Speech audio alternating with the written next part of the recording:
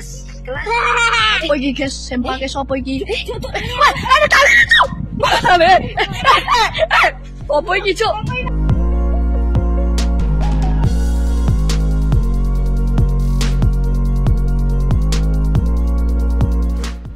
Beredar viral, video yang memperlihatkan sejumlah bocah menemukan gumpalan kain putih dari dalam tanah yang digali di depan sebuah rumah. Video viral itu diunggah berbagai akun Instagram. Kejadian tak terduga, anak-anak ini secara tak sengaja menemukan tali pocongan kecil di depan rumah. Ada yang tahu kira-kira ini apa?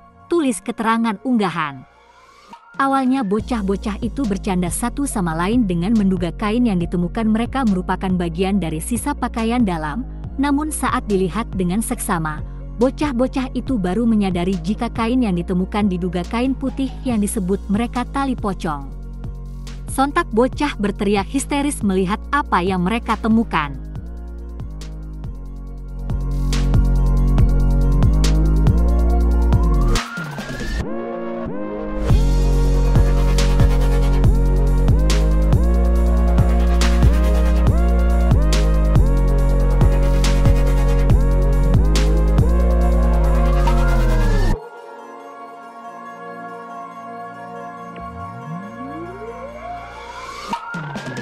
Terima kasih sudah nonton.